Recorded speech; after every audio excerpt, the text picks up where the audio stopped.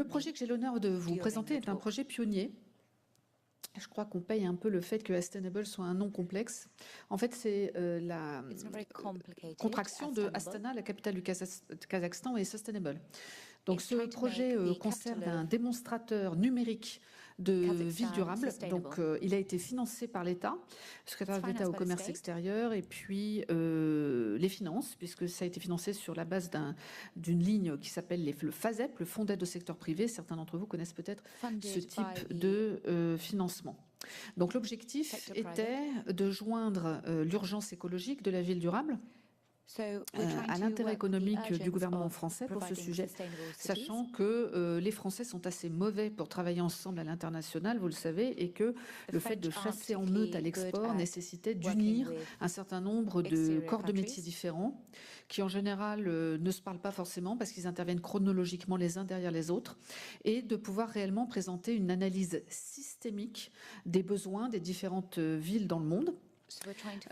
Et puis un certain nombre de solutions qui ont trois caractéristiques. Première caractéristique, respect du génie du territoire.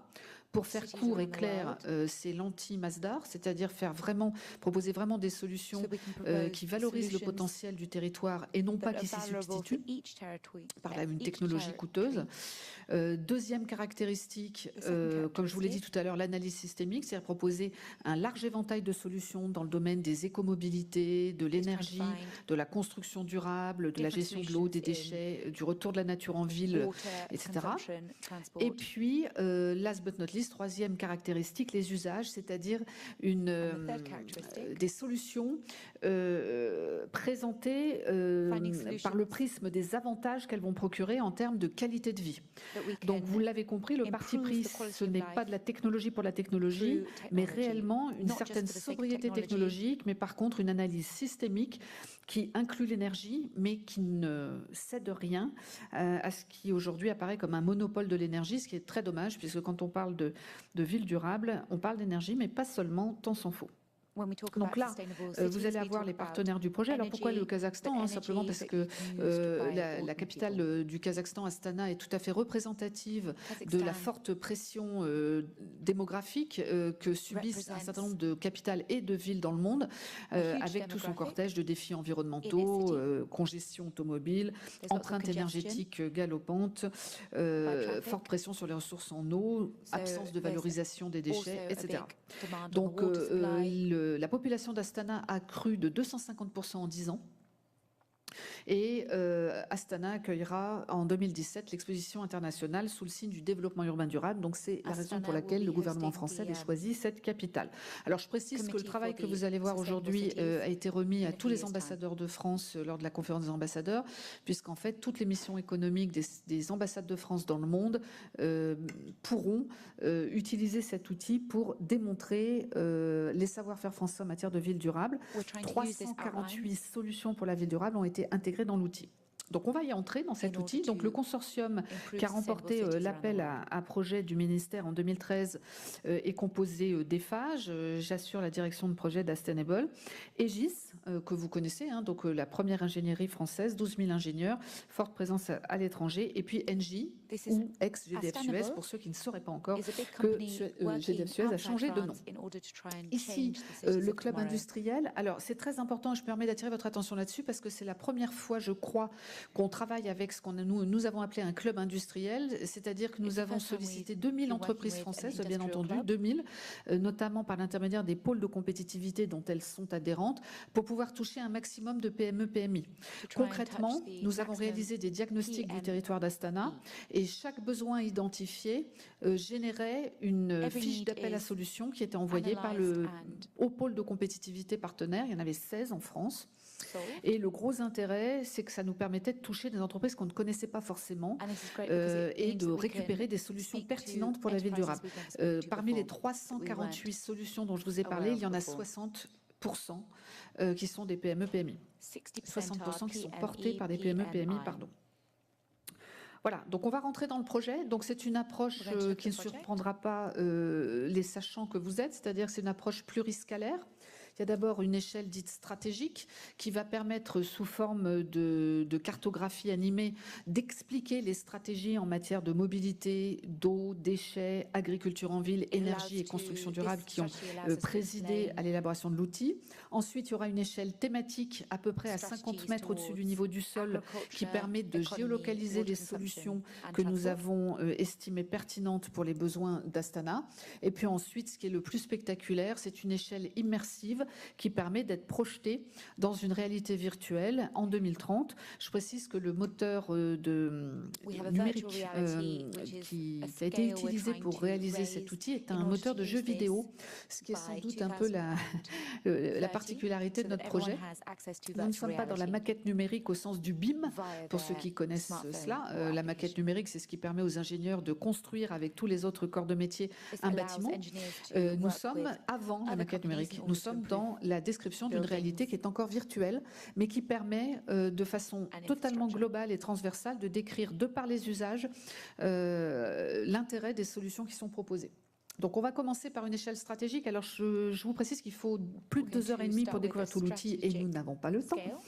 Néanmoins, à partir du mois de novembre, je serai autorisée par le ministère à distribuer à tous ceux qui me le demanderont un duplicata de cet outil. Donc, vous n'hésiterez pas, je le ferai avec plaisir. Donc, on va prendre par exemple les écomobilités. Vous savez qu'il n'y a pas de ville durable sans mobilité. Il n'y a pas non plus d'intégration économique et sociale sans accès à la mobilité. Et Astana, moins 30 en hiver, plus 40 en été, et sachant qu'il fait moins 30 à peu près 4 mois de l'année, si vous n'avez pas de véhicule, vous n'acceptez pas que vos enfants attendent le bus dans des abribus, tout ce qu'il y a de plus succinct. Et donc, il faut être clair. Il y a ceux qui ont une voiture et ceux qui prennent le bus. Et la fracture sociale, elle se positionne là. Et donc, c'est un vrai souci, d'autant plus que la ville croît, comme je vous l'ai dit, de façon très importante et un peu anarchique. Les loyers dans les logements équipés aux standards européens sont aussi chers qu'à Paris. Et donc, on a en même temps qu'une augmentation forte de la population, un manque de qualité de vie assez conséquent, donc cherté des loyers, pollution atmosphérique, congestion automobile, et puis, disons, une attractivité de la ville qui est quand même assez limitée. L'ancienne capitale était Almaty avec un climat beaucoup plus clément, et cette nouvelle capitale a été décrétée capitale en 1998 avec transfert des sièges des grandes sociétés et transfert des ministères et des fonctionnaires. Et aujourd'hui, le gouvernement a compris qu'il est quasiment de son intérêt vital que d'augmenter la qualité de vie à Astana. Donc, nous avons élaboré avec un panel de 22 experts issus d'Engie, Eiffage, Aegis, mais également Suez Environnement et Poma. Donc vous voyez qu'on a même fait travailler des concurrents les uns avec les autres et ça fait partie vraiment, je crois, de la particularité de cette équipe France de la ville durable à l'export. Et nous avons imaginé des scénarios qui nous semblaient pertinents selon une échelle de temps échelonnée entre 2017 et 2030 pour montrer comment prioriser les investissements et l'impact de ceux-ci et ainsi que leurs impacts croisés, puisque le gros intérêt de l'analyse systémique, c'est de pouvoir choisir des solutions qui auront des avantages multiples, pas seulement dans la catégorie dans laquelle ils ont été consentis. L'un des bons exemples, c'est le câble urbain. Vous connaissez les transports par câble urbain avec un des leaders mondiaux qui est français, qui s'appelle Poma. Et ce sont des solutions de transport qui ont été choisies avec un énorme succès à la fois écologique, mais également social à Medellín ou à Rio de Janeiro, avec la possibilité de donner accès à la mobilité à des populations qui en sont souvent démunies et du coup, on augmente très fortement leur capacité d'intégration économique et sociale. Eh bien, si vous choisissez le cap, vous libérez une emprise foncière et cette emprise foncière, elle peut vous permettre de faire une trame verte ou une piste cyclable. Et puis, en même temps, comme on est sur des solutions très silencieuses, eh bien, ça vous permet d'imaginer une autre façon de transporter la nuit les déchets et d'alléger l'empreinte carbone de la collecte. Je rappelle qu'on est sur une solution sans émissions de gaz à effet de serre. Voilà.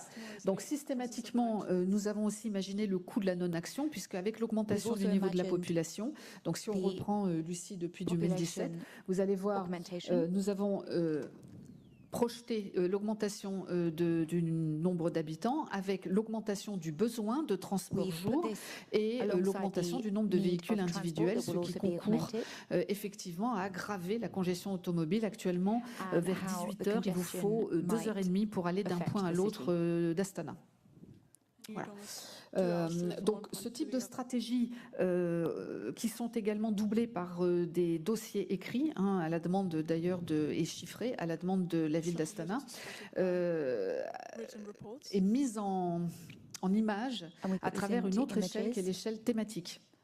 Donc l'échelle thématique, et c'est à cette échelle que vous êtes, comme je vous le disais tout à l'heure, à peu près à 40-50 mètres au-dessus du niveau du sol. Je précise que toutes les images 3D, quasiment toutes, ont été faites par nos propres moyens, puisque le Kazakhstan n'a pas fourni les images satellites, ou alors sous la neige. Ça fait partie de l'humour kazakh. Et donc, on a dû se débrouiller seul. On s'est pas trop mal débrouillé d'ailleurs. Alors, je vais vous donner un exemple. On a choisi des zones particulières pour leur qualité démonstratrice. Au niveau de l'échelle thématique, je vais prendre un exemple, c'est le lac Taldikol. Le lac Taldikol, c'est un lac aujourd'hui qui est totalement pollué puisque le système d'épuration des eaux usées est sous-dimensionné à Astana, ce qui fait qu'à chaque fois qu'il y a trop plein, ça se déverse gentiment dans le lac et ça fait des années que ça dure et ça s'aggrave, sachant que le lac est tellement pollué qu'en été, vous ne pouvez pas vous promener à côté parce que ça sent trop mauvais. Et donc, la capitale kazakhstanaise a décidé de l'assécher en faisant appel au savoir-faire d'une entreprise allemande. Donc, on a réussi à leur prouver que c'était une erreur majeure et qu'à partir du moment où le système d'épuration des eaux usées était redimensionné en fonction du nombre d'habitants, solutions pour lesquelles, évidemment, on a fait une série de propositions en faisant appel au savoir-faire d'entreprises françaises diverses et concurrentes, eh bien, il y avait possibilité de phytoremédier ce lac, voire plus, en une dizaine d'années, de renaturer non seulement les berges, mais également de prévoir des activités écotouristiques. Ce à quoi les Kazakhstanais étaient très attachés, puisqu'aujourd'hui, quand vous allez à Astana, vous allez à l'Hilton ou au Radisson Blu, c'est-à-dire dans des hôtels que vous trouvez dans toutes les villes du monde, et vous ne parvenez pas à toucher vraiment le génie du territoire. Et là, ça nous permettait réellement de faire des propositions en lien avec les traditions kazakhes, avec des hôtels éco-conçus qui revisitent la yourte traditionnelle. Je vous montrerai, tiens, peut-être Lucie, tu peux en montrer une à travers les écologes. Donc, approche et concept. Maintenant, approche et concept, on y était, c'est pas grave. Voilà, il y a toujours un léger temps de chargement parce que c'est un moteur qui est très lourd, vous en doutez, et c'est pour ça qu'on a dû amener notre propre ordinateur. Parce que je me méfie toujours des transferts par Internet avec ce type de technologie. Voilà. Donc là, ça a tellement mis mal à l'aise. Enfin, j'attire votre attention sur le fait que les explications qui sont fournies sont hyper claires et peuvent être lues par également des non-ingénieurs. Il y a donc un caractère quasiment subversif à ce type d'outil, parce que du jour au lendemain, un étudiant, un élu, n'importe quel corps de métier ou un habitant peut s'emparer d'une problématique qui semble complexe et réservée à des experts et pouvoir contredire ou argumenter. Et c'est vrai, quand on a présenté notre stratégie sur le lac Taldikol, j'ai senti un léger flottement parce que la ville d'Astana avait convaincu le maire qu'il n'y avait rien à faire, il fallait assécher le lac, point. Donc là aussi, les vertus pédagogiques de ce type d'outils sont à manier avec précaution sous certains climats, si je puis dire. Voilà. Donc là, vous avez un exemple d'écologe totalement éco-conçu par un architecte, un cabinet d'architecture français, puisque nous avons intégré aussi bien des solutions matérielles, techniques, technologiques, industrielles, et des solutions d'ingénierie, en ce y compris des solutions d'urbanisme ou des solutions d'architecture. Voilà. Donc là, vous voyez la richesse, d'ailleurs, dans le sujet écosystème urbain, vous voyez la richesse des solutions. C'est aussi un des messages que je voulais porter aujourd'hui, c'est qu'on a été très agréablement surpris de voir le dynamisme de la filière française du génie écologique, parce que sur les appels à solutions que nous avons envoyés, nous n'avons jamais été, nous ne sommes jamais restés bredouilles quant aux solutions de génie écologique, horticole, forestier, traitement de l'eau, traitement des déchets, ce qui prouve le savoir-faire français dans le domaine. Par contre, je vous le dis franchement, dans le domaine des constructions durables, notamment sur certains matériaux, on n'a même pas eu de réponse, et ce qui d'ailleurs est un des signes de la désindustrialisation de notre pays, puisque sur certains sujets, on a eu vraiment des trous dans la raquette avec des matériaux qui ne sont plus fabriqués en France, mais seulement fabriqués à l'étranger. Et comme c'était un produit financé par le ministère du Commerce extérieur, je n'avais pas le droit d'intégrer des solutions étrangères. Voilà, on va passer à la partie peut-être la plus, enfin vous en jugerez, moi je dis la plus sensationnelle, mais vous en jugerez, de l'outil qui est la partie immersive, qui est vraiment la partie qui utilise le potentiel du jeu vidéo. Donc vous retrouvez les mêmes zooms que tout à l'heure, évidemment des zooms urbains différents, des zones comme le lac Taldicol, milieu naturel, le Khan Shatir qui est un quartier totalement neuf autour d'un bâtiment emblématique, magnifique d'ailleurs, construit par Norman Foster, l'avenue de la République qui elle est un quartier ancien, commerçant, emblématique de la ville d'Astana, sur lequel on a beaucoup travaillé, plutôt la partie rénovation, et puis l'île sur l'Ichim qui est une île aujourd'hui très peu urbanisée, sur laquelle on a essayé d'imaginer des gardening districts, enfin donc de l'agriculture urbaine, et puis un pôle de recherche high-tech, ainsi qu'un écoquartier entièrement autonome, et puis le hub multimodal qui lui est plus représentatif des savoir-faire français en matière de gestion de la mobilité numérique. On le verra aussi tout à l'heure parce que celui-là il a eu un succès inattendu. Alors, on va rentrer dans le Khan Shatir. Donc, tous ceux qui ont visité Astana, enfin, je ne sais pas s'il y a des gens ici qui connaissent cette ville. Oui. Alors, monsieur, vous reconnaîtrez le Khan Shatir à un moment donné, construit par Sir Norman Foster. Donc, c'est un bâtiment qui est tout à fait symptomatique de ce que cherche à faire le maire d'Astana, mais qui peut-être, pour la méthode française de la ville durable, est un petit peu carencé, c'est-à-dire ils appellent des grands noms de l'architecture qui vont pondre quelque chose de bien ou moins bien. Bon, là, en l'occurrence, ça tombe plutôt positivement puisque Norman Foster a fait quelque chose de beau. Sauf que, comme ils ont beaucoup de foncier, ben, ils n'en sont pas économes. Et puis 500 mètres plus loin, on fait autre chose. Et puis 500 mètres plus loin, on fait autre chose. Donc ça devient un patchwork de grands noms de l'architecture internationale et pas forcément une ville qui a du sens, qui a de la vie, dont on peut lire facilement la trame. Voilà. Donc nous, ce qu'on a essayé d'imaginer, c'est d'optimiser le potentiel de ces nouveaux quartiers autour du Khan Shatir. Et toutes les solutions que vous voyez là, avec des petits icônes qui vont vous solliciter quand vous approchez. Vous voyez que ma collaboratrice manipule cela avec une manette classique de jeux vidéo. Hein, pour tous ceux qui ont joué ou dont les enfants jouent aux jeux vidéo, vous reconnaissez ce type d'outil. Hein, ça coûte 20 € dans n'importe quel Fnac. Et donc, on peut se déplacer comme on le souhaite. Alors, voilà, par exemple. Appel à solution, transport aérien par câble. Donc là, vous reconnaissez la solution dont je vous parlais tout à l'heure. Qui est une solution POMA. Et là, vous avez d'ailleurs trois solutions différentes. C'est-à-dire que quand une entreprise nous proposait des solutions différentes, mais qui concouraient à atteindre les objectifs que nous avions définis dans le groupe d'experts, eh bien, nous le sélectionnions. Donc là, ça tombe bien, si je puis dire, parce que POMA n'a pas de concurrent sur le câble, mais dans les déchets, on a aussi bien Suez Environnement que Séché Environnement, que des PME qui ont développé des savoir-faire sur des segments du traitement des déchets. Donc, j'attire vraiment votre attention là-dessus, mesdames et messieurs, parce que travailler avec la concurrence sans que j'ai, moi, à payer en tant que directeur de projet pour qu'ils me fournissent leurs solutions, et je ne les fais pas payer non plus pour qu'ils entrent dans le démonstrateur, c'est quand même assez peu banal. Donc là, je suis en train de passer sous une infrastructure qui aujourd'hui n'existe pas, qui est une infrastructure aérienne de métro. Astana étant fondée sur des marécages, il est impossible, à cause des nappes affleurantes, de pouvoir y construire un métro souterrain. Et donc, nous avons envisagé un métro aérien. Sauf que nous sommes économes de l'espace, et ça les étonne, parce qu'eux consomment, comme je vous le disais tout à l'heure, sans aucune idée de ce que peut être la parcimonie foncière.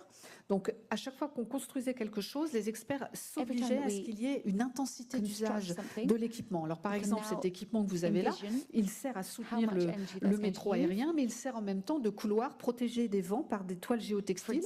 Donc, on est sur un équipement sobre et du Vélib. Alors, là, j'ai un de mes chouchous, je ne résiste pas à l'envie de vous présenter.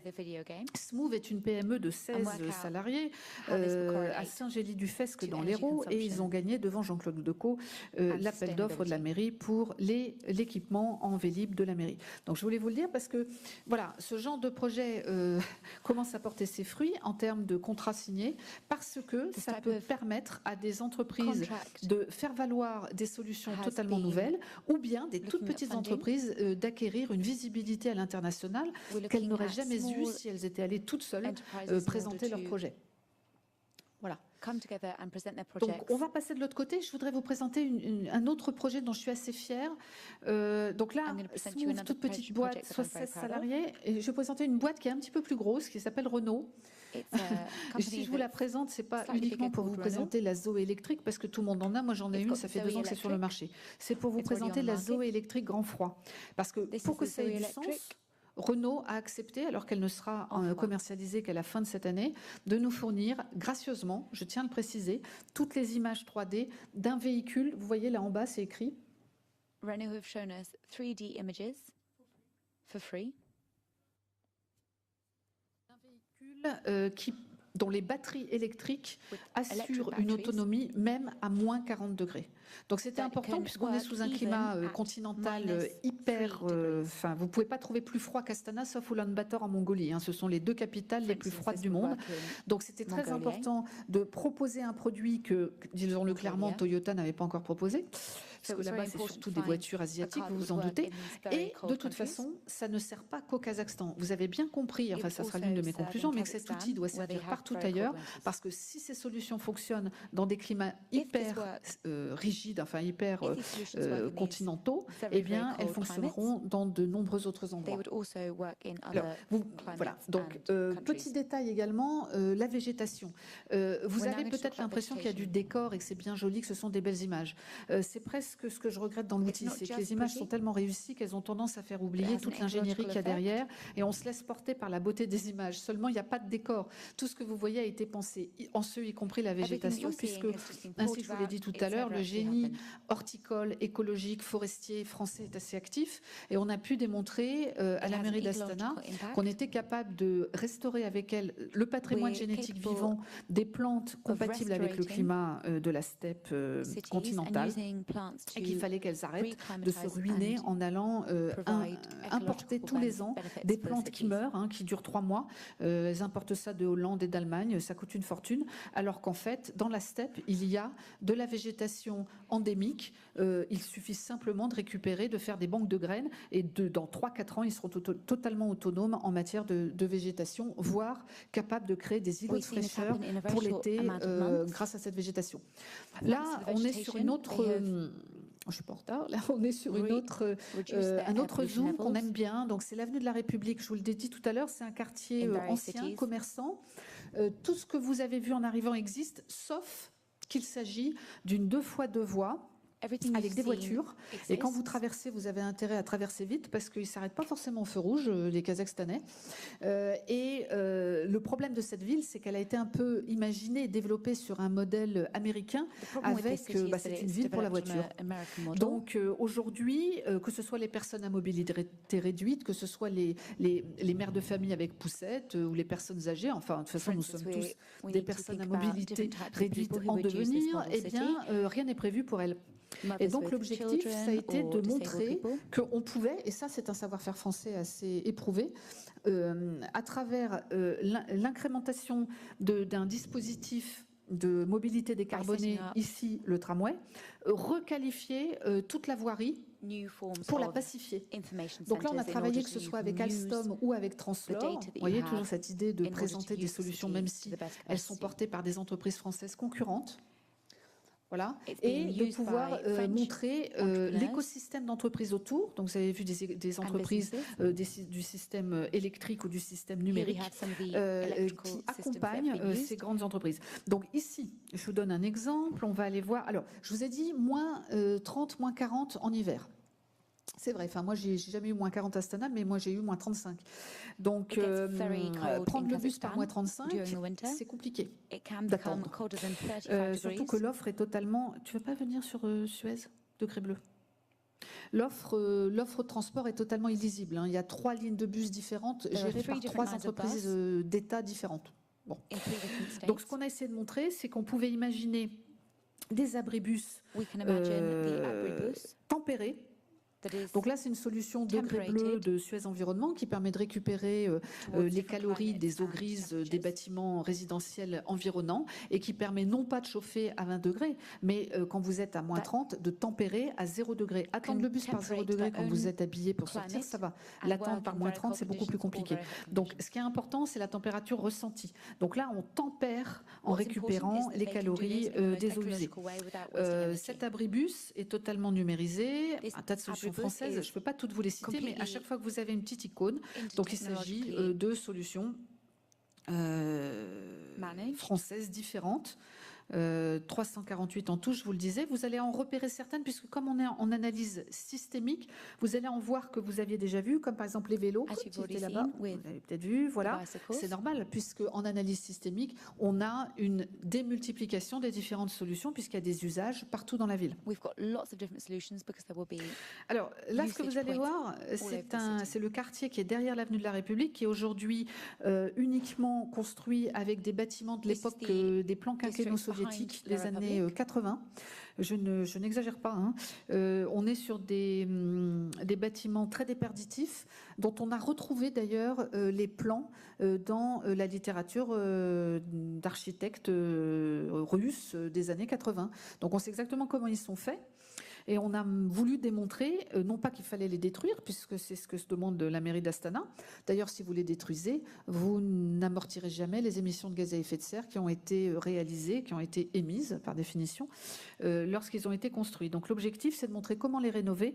Et la façon la plus simple, vous le savez, et puis on le sait depuis un bout de temps, hein, depuis Fribourg, le quartier Vauban, en Allemagne, c'est de réaliser des doubles pots pour créer une espèce de microclimat protecteur et régler tous les problèmes de pont thermique d'un seul coup C'est pareil avec les deux cloches que vous voyez tout au fond. On a des bâtiments construits dans les années 80, extrêmement complexes à rénover parce que très découpés. Et là, on a imaginé deux cloches avec des structures de double pot intelligentes, tellement translucides qu'on a même montré, on a voulu montrer cette translucidité en positionnant une serre en toiture. Petit point, tiens, sur le... Tu peux montrer à moins que tu les essences végétales. Alors, on a principalement des entreprises à 99%, mais on a aussi de temps en temps des associations. Vous allez en voir une qui a travaillé avec l'Institut botanique d'Astana, puisque là aussi, ça nous a plu d'intégrer des acteurs de la société civile dans le démonstrateur. Et puis, on a aussi quelques épiques. Donc des établissements publics d'intérêt commercial comme ONF International par exemple. Il faut savoir qu'à Astana, il y a une ceinture verte qui à terme fera 135 000 hectares, c'est-à-dire 14 fois le bois de Boulogne, vous imaginez. Et que ce qu'ils font, c'est qu'ils importent du bouleau et de l'épinette de Sibérie de Russie en les plantant d'une telle manière qu'ils crèvent tous au bout de 2 ans. Et donc là aussi, ce sont des savoir-faire français pour la ville durable qu'on n'aurait pas imaginé spontanément, mais qui sont pourtant tout à fait pertinents à ces endroits-là. Voilà. Donc, dernier zoom, il ne me reste plus que 3 minutes. Donc, je vais m'arrêter au contraire et puis laisser peut-être libre cours aux questions s'il y en a. S'il n'y en a pas, je vous montrerai le dernier zoom. Question? Oui, Madame Serfati?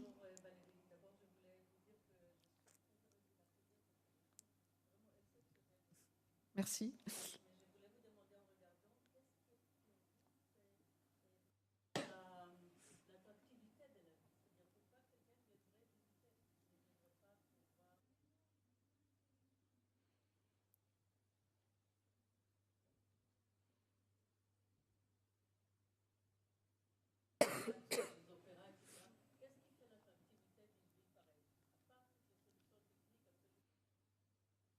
Alors, votre question est loin d'être simple parce que, comme je vous l'ai dit, Astana a été décrétée capitale de manière... Bon, c'est une démocrature, n'est-ce pas? Et donc, ça a été décrété capitale d'une manière extrêmement brutale. Ça a perturbé énormément, on va dire, le corps social kazakhstanais. C'est un petit pays, enfin, c'est un très grand pays par la taille, 5 fois la France, mais il n'est peuplé que de 18 millions d'habitants. L'attractivité l'attractivité de la ville, si vous voulez, aujourd'hui, il y a un très bel opéra, il y a quelques très beaux bâtiments, mais le manque d'infrastructures utiles, efficaces et non polluantes est criante. C'est-à-dire que, au contraire de villes anciennes où on va pouvoir y aller parce qu'il va y avoir une architecture historique intéressante, un patrimoine muséal exceptionnel, là on est sur une ville qui s'est construite. Alors il y avait quand même Akmola qui était la ville initiale, mais qui faisait 20 000 habitants, c'était un gros bourg, c'est tout. Mais tout le reste est neuf et construit en dépit du bon sens, parce que comme je vous l'ai dit, c'est du patchwork. On se croit dans SimCity 5 quand on est dans Astana, pour ceux qui connaissent ce jeu vidéo, c'est pas très agréable à vivre. Et j'attire votre attention sur le fait que la qualité de vie en est tellement absente que ça pose même un problème au pouvoir en place, puisque le pouvoir en place a décidé d'en faire la capitale, et s'il n'y a pas de qualité de vie, si c'est pollué, si non seulement c'est pollué, mais ça continue à être pollué, puisque la population augmente au regard du statut de capitale, on n'a pas toujours le choix, eh bien, la ville n'a pas d'attractivité. Si vous voulez, il faut le savoir. Aujourd'hui, je regrette d'avoir à dire ça. Ce n'est pas le cas d'Almaty, l'ancienne capitale, qui reste très attractive avec un cœur historique riche. Mais ce n'est pas le cas d'Astana. Donc, c'est la raison pour laquelle un projet, je pense aussi que c'est cette ville-là qui a été choisie par le ministère du Commerce extérieur, parce que ça nous permettait d'y mettre à la fois de la rénovation de l'ancien, mais également du neuf, et également de montrer comment favoriser le vivre ensemble par une réduction de la fracture sociale. Je vous ai parlé tout à l'heure des écomobilités, c'est une vraie fracture sociale, et également par une qualité de vie, si vous voulez, à travers le retour de la nature en ville, à travers l'augmentation de l'équipement du point de vue numérique pour tous, dans des pays où c'est quand même très contrôlé. Et volontairement, d'ailleurs, petite parenthèse, je tiens à vous dire que j'ai refusé d'étudier les solutions de ce qu'ils appellent eux la sécurité, parce que j'ai considéré que la ville durable à la française laissait la sécurité comme dispositif régalien, dispositif d'État et dispositif à être traité par la commune, et je me sentais assez mal à l'aise en proposant des solutions de vidéosurveillance. Donc on l'a volontairement, évacuer cette chose-là. Justement, qualité de vie. Je vous disais tout à l'heure, l'île sur l'Ichim, aujourd'hui, elle est totalement vierge et elle risque d'être vendue à un oligarque qui veut y faire un hippodrome et puis des vaches de chevaux et privatiser la ville. L'île, pardon. Donc, on a essayé de montrer qu'on pouvait en faire un écoquartier. Donc là, par exemple, vous avez des serres qui sont sous dispositif double pot photovoltaïque avec, donc pour apporter une énergie toute l'année suffisante au rafraîchissement et au fait de tempérer ces serres vivrières. On a un traitement de phytoremédiation puisque les nappes sont affleurantes et il est très facile d'avoir de l'eau alors même qu'ils seront sous stress hydrique en 2030, donc il faut juste arrêter de la polluer. Et on a une requalification des berges de l'Ichim, là où aujourd'hui, si vous voulez, personne ne peut y aller. Et finalement, les parcours de promenade pour les habitants d'Astana se réduisent à 800 mètres sur l'autre berge de l'Ichim. Tous les Astanais se retrouvent là. Il n'y a que 800 mètres de promenade et tout le monde se promène là. Donc nous, on a voulu démontrer qu'on pouvait ouvrir à une requalification qui fait la part belle, bien sûr, à la végétation, les berges de l'Ichim, quitte d'ailleurs à augmenter la vitalité urbaine de ces endroits-là, qui aujourd'hui sont déserts. Vous voyez ici des bâtis-flots et des éléments de convivialité urbaine sur pilotis qui ont été conçus par des architectes français. Et puis, il y a aussi un certain nombre de solutions d'écomobilité. Vous avez vu tout à l'heure un shuttle, donc une navette électrique. Je voudrais vous présenter aussi, donc il y a 348 solutions, je ne pourrais pas toutes les passer en détail, mais une dernière, et puis je conclurai là-dessus parce que mon temps de parole est épuisé, c'est l'arbre à vent. Donc l'arbre à vent, c'est un système biomimétique d'éoliennes en acier recyclé avec des micro-éoliennes, voilà, qui imitent une structure arboricole. Et en fait, ça a été imaginé et développé par une start-up de 2 jeunes ingénieurs qui aujourd'hui ont trouvé, grâce à ce projet, un partenariat avec une grande entreprise, à savoir nous. Et on est en train de leur fabriquer à prix coûtant les éoliennes qui vont leur permettre d'atteindre le seuil de rentabilité. Voilà. Mesdames et messieurs, je vous remercie de votre attention.